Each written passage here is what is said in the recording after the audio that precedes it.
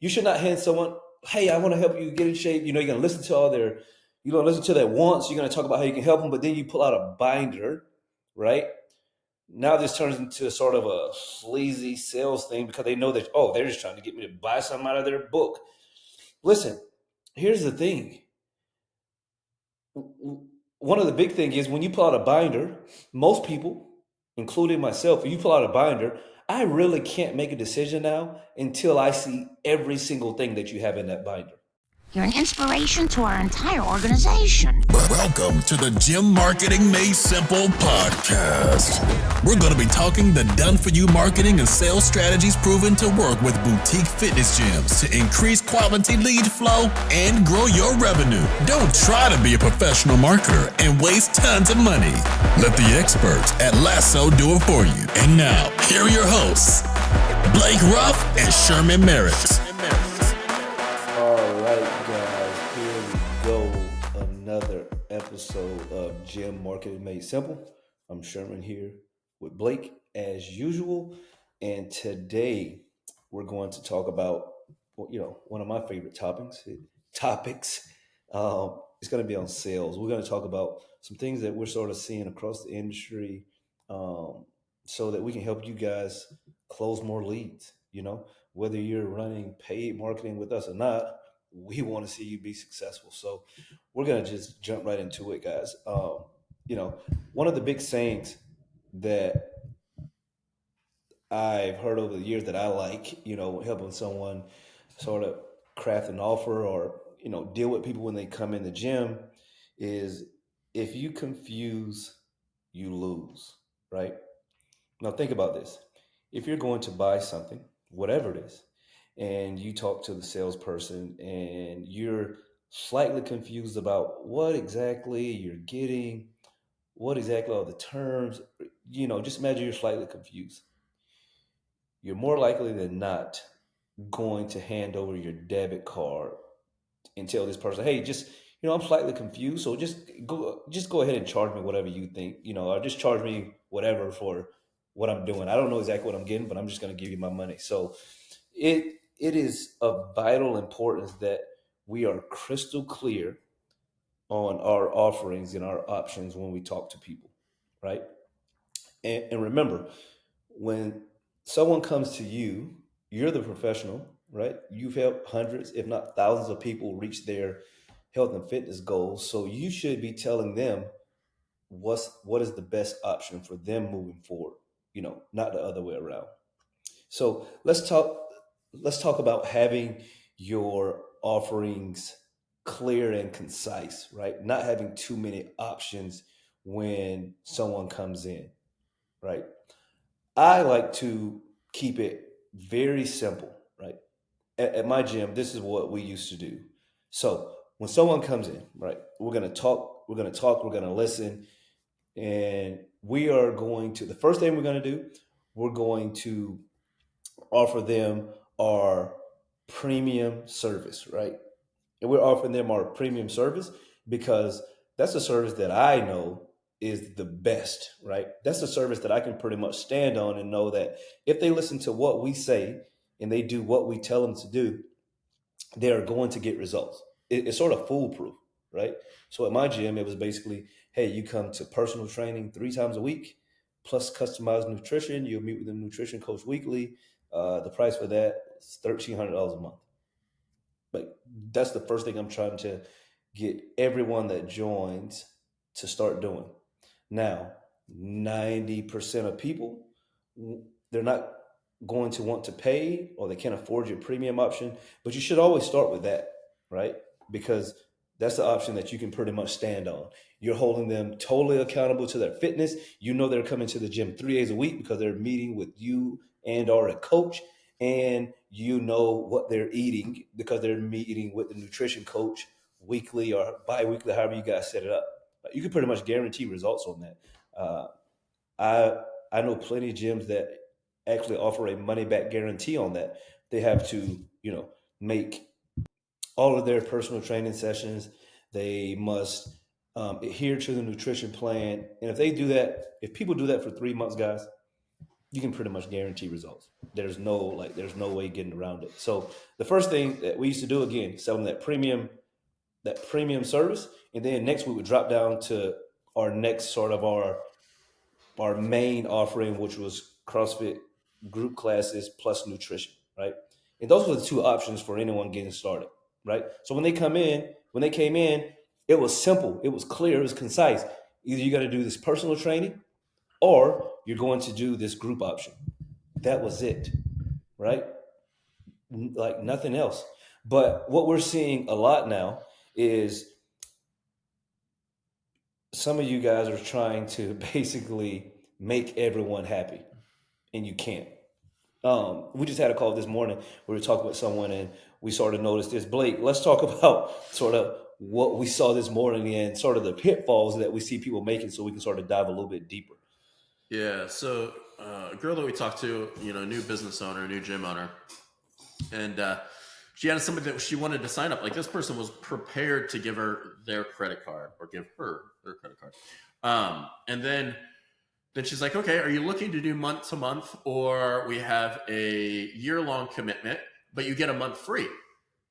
And then the lady was pretty indecisive. And then all of a sudden she didn't know what she wanted to do. So actually she was going to leave and not buy anything. So if somebody's ready to buy, and granted, those are only two choices, but then she's like, well, with the year long, you can either get the first month free or you can divide it over 3 months. Like, now she's got 3 or 4 options. She doesn't know what to choose. And I related it to her, like, imagine you go in for a certain type of vehicle, right? Like, you're going for a Tesla Model Y, right? And then all of a sudden you're like, well, we got this Tesla Model Y, but we do have the X, and then we do have the Cybertruck, and we got the Model 3, and then all these stuff, right? And they're like, oh, I want to see them all. And now you're just confused, so you make no decision, right? When you give people too many options, they end up not making any decision at all. So you have to keep it simple.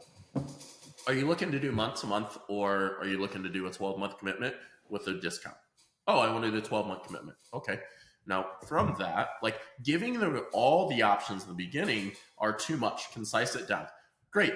And then you should probably never give the first month free to anybody, because if you're ever going to do a special like that, and this is a different story for a different day, but we'll put this nugget in there.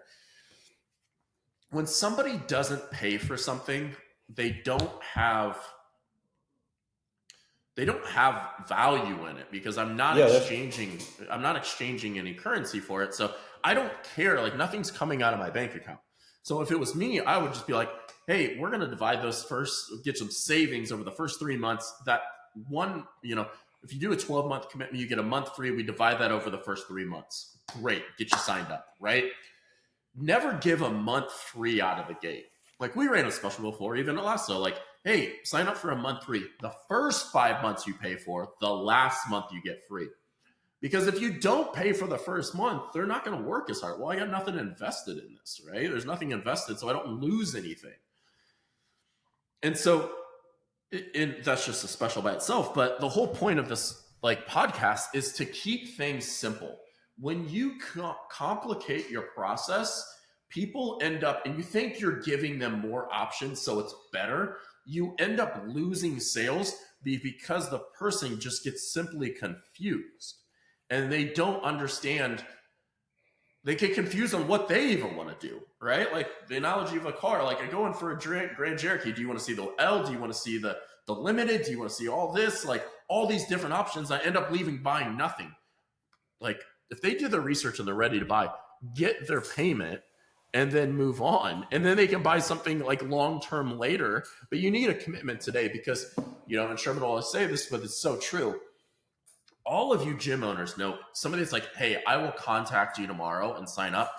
What do? 90% of the time, I thought about it and insert excuse, because on the way home, they thought of every reason. Well, maybe I can just do this at home. Maybe I'll start working out outside. Maybe I'll start just eating better. And they think of everything that they should do, or every excuse why not to buy from your gym. And they end up doing nothing. You need to get a decision when they are standing in front of you so you can get payment. like 100%. Don't overcomplicate things. Like, stop having binders, for heaven's sake, or giving presentations. Like, man, Blake's like, gonna get us in trouble. Listen, there's some people out there that adheres to this. You should not have a binder. We're gonna dive into this. We're just gonna do it. So you should not hand someone, hey, I want to help you get in shape. You're gonna listen to you're gonna listen to that once. You're gonna talk about how you can help them, but then you pull out a binder, right? Now this turns into sort of a sleazy sales thing because they know that, oh, they're just trying to get me to buy something out of their book. Listen, here's the thing.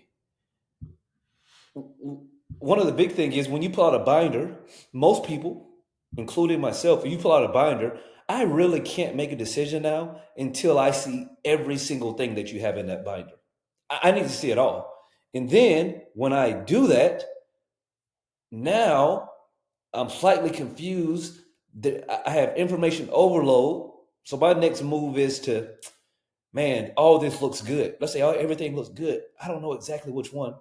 Hey, Blake, let me go home and think about this and I'll get back with you tomorrow. And then we're back to that point of, these people have 500 reasons not to come back. I got a really good analogy. I was thinking of this. Like, you ever watch those home shows where they people come in? Like, I was watching one on Netflix, and this can be a tangent, but where they have to choose between a wedding or a house. Have you seen that? Yeah, I have. You have? Right. But here's the thing, right? And this is it's almost like the sales process of a gym. They sit down and say, what are the needs of your house? Right. And I always thought I would make an amazing real estate agent. What are you looking for? Right.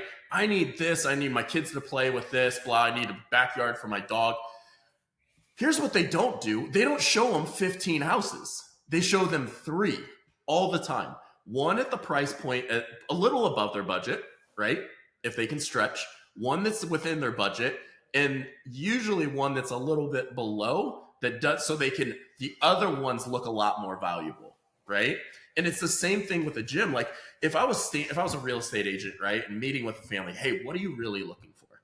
I need a basement with my kids to play. Great. I would need a great outdoor space, and I need an office I need a space for my gym equipment to work out either in the garage or a separate space. I wouldn't show them anything that doesn't have those things, right? I would show them 3 options that include all of those, but they might get more and a little more. One might become with a bare minimums, and the other one kind of meets them perfectly where they are. And that's it, right? But when you guys sell stuff, you're like, hey, here's our PT with nutrition. Oh, by the way, we got a sauna and whatever else over there. And they just gets confusing. Like, sell to the person that's sitting in front of you. That's why a binder never works, or a presentation. Half the stuff that's in there isn't relative to what they're looking for. It's just like selling a home, right? Like, you're not going to sell somebody, if somebody's looking for a white home with black accents, you're not going to sell them a yellow one with blue. They don't care about that, right? So sell to the person that's sitting across from you. Don't sell to what your brand, okay, let's be honest, nobody has a brand, but what your gym does. And I think that's just the best analogy I can come up with. Yeah, I believe that we started this whole, binder thing. I don't know where it came from, but, many coaches and owners, they're afraid of the no.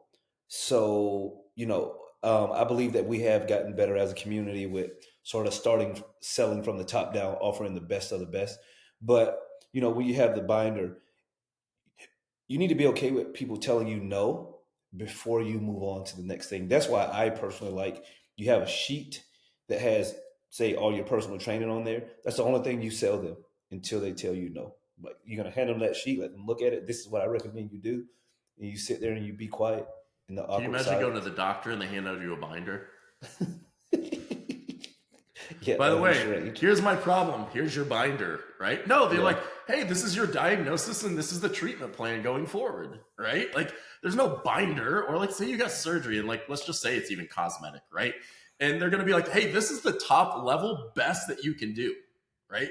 And if you say no, okay, well, here's another option. It's not going to be as great. You're not going to love it as much, but here's a more budget friendly option for you, right? and, and it's just I don't know why, because people don't think of like doctors as kind of like salesmen. I guess they just think of them as doctors, and you have to go there, but they don't realize they're actually still selling you stuff, and they're still like giving you a treatment and different things like that. But like I can't imagine walking into a physician's office and be like, I have X, Y, and Z's problem, and they're like, oh, here's a binder on the 3 different options for you. No, they're gonna be like, hey, here's the one that's going to best suit your needs. So Yeah, no, I agree with that.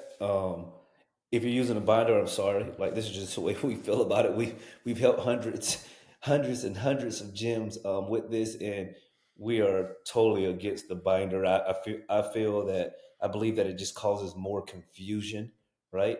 Now, if you want to take your pages out of the binder and present one page at a time after they tell you no to a specific page, that's fine. But if you just pull out, I'm going to age myself here, you pull out a big fat trapper keeper with all that stuff in it, like, you don't know what a trapper keeper is? no, Come on, we're man. the same age. Nah, What's a trapper keeper? you had to have a trapper keeper to go to like grade school, bro. You put in all your paper in it.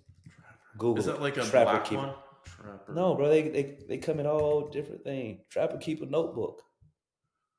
Oh, those things were awesome.